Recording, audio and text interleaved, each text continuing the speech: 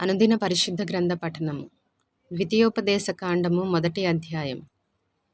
యొర్దాను యువతలనున్న అరణ్యములో అనగా పారానుకును, తోపెలు, లాబాను, హజేరోతు, దీజాహాబాను స్థలములకును మధ్య సూపునకు ఎదురుగానున్న అరాబాలో మోషే ఇశ్రాయేలీయులందరితో చెప్పిన మాటలు ఇవే. హోరేబు నుండి శేయీరు మన్యపు మార్గముగా కాదేషు బర్నేయ వరకు 11 దినముల ప్రయాణము.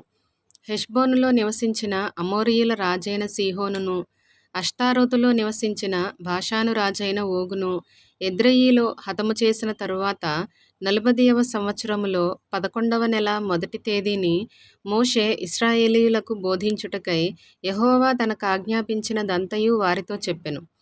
యొర్దాను యువతలనున్న మోయాబు దేశమున మోషే ఈ ధర్మశాస్త్రమును ప్రకటింప మొదలుపెట్టి ఇట్లనెను. మన దేవుడైన యెహోవా హోరేబులో మనకు ఈలాగు సెలవిచ్చెను. ఈ పర్వతమునొద్ద మీరు నివసించిన కాలము చాలును. మీరు తిరిగి ప్రయాణమై అమోరీయుల మన్యమునకును, అరాబాలోను, మన్యములోను, లోయలోను, దక్షిణ దిక్కున సముద్ర తీరములోనున్న స్థలములన్నిటికిని, కనాను దేశమునకును, లెబానోనుకును, మహానది అయిన యూఫ్రటీసు వరకును వెళ్ళుడి. ఇదిగో ఆ దేశమును మీకు అప్పగించితిని. మీరు వెళ్ళి యెహోవా మీ పితరులైన అబ్రహాము, ఇస్సాకు, యాకోబులకు వారి తరువాత వారి సంతానమునకును ఇచ్చెదనని నేను ప్రమాణము చేసిన దేశమును స్వాధీనపరచుకొనుడి. అప్పుడు నేను ఒంటరిగా మిమ్మును భరింపలేను. మీ దేవుడైన యెహోవా మిమ్ము విస్తరింపజేసెను గనుక నేడు మీరు ఆకాశ నక్షత్రముల వలె విస్తరించి ఉన్నారు. మీ పితరుల దేవుడైన యెహోవా మీ జనసంఖ్యను 1000 రెట్లు ఎక్కువ చేసి తాను మీతో చెప్పినట్లు మిమ్మును ఆశీర్వదించునుగాక. నేనొక్కడనే మీ కష్టమును, మీ భారమును, మీ వివాదమును ఎట్లు భరింపగలను? జ్ఞాన వివేకములు కలిగి మీ మీ గోత్రములలో ప్రసిద్ధి చెందిన మనుషులను ఏర్పరచుకొనుడి. వారిని మీ మీద నియమించెదనని మీతో చెప్పగా మీరు నీవు చెప్పిన మాట చొప్పున చేయుట మంచిదని నాకు ఉత్తరమిచ్చితిరి. కాబట్టి బుద్ధి కలిగి ప్రసిద్ధులైన మీ మీ గోత్రములలోని ముఖ్యులను పిలిపించుకొని మీ గోత్రములకు న్యాయాధిపతులుగా ఉండుటకై 1000 మందికి ఒకడును, 100 మందికి ఒకడును, 50 మందికి ఒకడును, 10 మందికి ఒకడును వారిని మీ మీద నియమించితిని. అప్పుడు నేను మీ న్యాయాధిపతులతో మీ సహోదరుల వ్యాజ్యములను తీర్చి ప్రతి మనుష్యునికిని, వాని సహోదరునికిని, వాని యొద్దనున్న పరదేశికిని న్యాయమును బట్టి మీరు తీర్పు తీర్చవలెను. తీర్పు తీర్చినప్పుడు అల్పుల సంగతి గాని, ఘనుల సంగతి గాని పక్షపాతము లేకుండా వినవలెను. న్యాయపు తీర్పు దేవునిదే. కాబట్టి మీరు మనుష్యుని ముఖము చూచి భయపడవద్దు. మీకు అసాధ్యమైన కఠిన వ్యాజ్యమును నా యొద్దకు తీసుకొని రావలెను.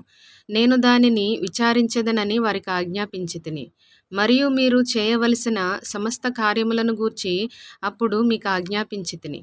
మనము హోరేబు నుండి సాగి మన దేవుడైన యెహోవా మనకాజ్ఞాపించినట్లు మీరు చూచిన ఆ ఘోరమైన మహారణ్యములో నుండి వచ్చి అమోరీయుల మన్యపు మార్గమున కాదేషు బర్నేయకు చేరితిమి.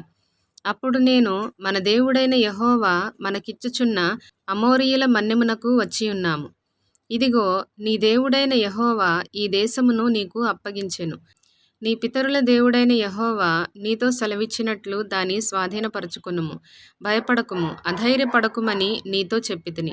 అప్పుడు మీరందరూ నా యొద్దకు వచ్చి మనకంటే ముందుగా మనుషులను పంపుదము. వారు మన కొరకు ఈ దేశమును వేగుచూచి తిరిగి వచ్చి అందులోనికి మనము వెళ్ళవలసిన త్రోవను గూర్చియు, మనము చేరవలసిన పురములను గూర్చియు మనకు వర్తమానము చెప్పుదురంటిరి. ఆ మాట మంచిదనుకొని నేను గోత్రమొక్కంటికి ఒక మనుషుని చొప్పున 12 మనుషులను పిలిపించితిని. వారు తిరిగి ఆ మన్యమునకు పోయి ఎష్కోలు లోయకు వచ్చి దాని వేగుజూచి ఆ దేశ ఫలములను చేతపట్టుకొని మన యొద్దకు తీసుకొని వచ్చి మన దేవుడైన యెహోవా మనకిచ్చుచున్న దేశము మంచిదని మనకు తెలియజెప్పిరి. అయితే మీరు వెళ్ళనొల్లక మీ దేవుడైన యెహోవా సెలవిచ్చిన మాటకు తిరుగబడి మీ గుడారములలో సణుగుచు యెహోవా మన యందు పగపట్టినందున మనలను సంహరించునట్లు అమోరీయుల చేతికి మనలను అప్పగించుటకు ఐగుప్తు దేశములో నుండి మనలను రప్పించియున్నాడు. మనమెక్కడికి వెళ్ళగలము? మన సహోదరులు అక్కడి జనులు మనకంటే బలిష్ఠులను ఎత్తరులునై ఉన్నారు. ఆ పట్టణములు గొప్పవై ఆకాశమునంటు ప్రాకారములతోనున్నవి. అక్కడ అనాకీయులను చూచితిమని చెప్పి మా హృదయములను కరగజేసిరని మీరు చెప్పిదిరి. అప్పుడు నేను మిమ్మును చూచి దిగులు పడకుడి, వారికి భయపడకుడి. మీకు ముందర నడుచుచున్న మీ దేవుడైన యెహోవా మీ కన్నుల ఎదుట ఐగుప్తులోను అరణ్యములోను మీ కొరకు చేసినట్లు మీ పక్షముగా యుద్ధము చేయును. మీరు ఈ చోటికి చేరువరకు మీరు వచ్చిన మార్గమంతటిలోనూ మనుష్యుడు తన కుమారుని ఎత్తుకొనున్నట్లు మీ దేవుడైన యెహోవా మిమ్మును ఎత్తుకొని వచ్చిన సంగతి మీరెరుగుదురని మీతో చెప్పితిని. అయితే మీకు త్రోవ చూపించి మీ గుడారములను వేయవలసిన స్థలమును మీకు సిద్ధపరచునట్లు రాత్రి అగ్నిలోను పగలు మేఘములోను మీకు ముందర నడిచిన మీ దేవుడైన యెహోవా యందు మీరు విశ్వాసముంచలేదు. కాగా యెహోవా మీరు చెప్పిన మాటలు విని బహుగా కోపపడి నేను మీ పితరులకిచ్చేదనని ప్రమాణము చేసిన ఈ మంచి దేశమును ఈ చెడ్డతరము వారిలో యెఫున్నె కుమారుడైన కాలేబు తప్ప మరి ఎవడునూ చూడడు. అతడు పూర్ణ మనస్సుతో యెహోవాను అనుసరించెను గనుక అతడు దానిని చూచును. అతడు అడుగుపెట్టిన దేశమును నేను అతనికిని అతని సంతానమునకును ఇచ్చెదనని ప్రమాణము చేసెను. మరియు యెహోవా మిమ్మును బట్టి నా మీద కోపపడి నీ పరిచారకుడగు నూను కుమారుడైన యెహోషువ దానిలో ప్రవేశించును గాని నీవు దానిలో ప్రవేశింపవు. అతడు ఇశ్రాయేలీయులు దాని స్వాధీనపరచుకొనజేయును గనుక అతని ధైర్యపరచుము. ఆ దినమున మంచి చెడ్డల నెరుగని మీ కుమారులు అనగా అపహరింపబడుదురని మీరు చెప్పిన మీ పిల్లలు దానిలో ప్రవేశింతురు. దానిని వారికిచ్చెదను, వారు దానిని స్వాధీనపరచుకొందురు. మీరు తిరిగి ఎర్రసముద్ర మార్గముగా అరణ్యమునకు ప్రయాణము చేయుడని చెప్పెను. అందుకు మీరు మేము యెహోవాకు విరోధముగా పాపము చేసితిమి. మా దేవుడైన యెహోవా మాకాజ్ఞాపించిన మాటలన్నిటినీ అనుసరించి మేము పోయి యుద్ధము చేసెదమని నాతో ఉత్తరమిచ్చి మీరందరూ మీ ఆయుధములను కట్టుకొని ఆలోచింపక ఆ మన్యమునకు పోగా యెహోవా నాతో ఇట్లనెను, యుద్ధమునకు పోకుడి, నేను మీ మధ్యనుండను గనుక వెళ్ళకుడి. మీరు వెళ్ళినను మీ శత్రువుల ఎదుట హతము చేయబడుదురని వారితో చెప్పుము. ఆ మాటలు నేను మీతో చెప్పినప్పుడు మీరు వినక యెహోవా మాటకు తిరుగబడి మూర్ఖులై ఆ మన్యమునకు వెళ్ళితిరి.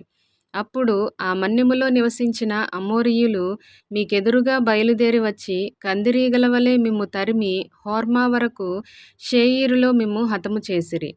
తరువాత మీరు తిరిగి వచ్చి యెహోవా సన్నిధిని ఏడ్వగా యెహోవా మీ మొరను లక్ష్యపెట్టలేదు, మీ మాట వినలేదు. కాగా మీరు కాదేషులో బహుదినములు నివసించితిరి. మీరు నివసించిన దినములెన్నో మీకు తెలిసినవి.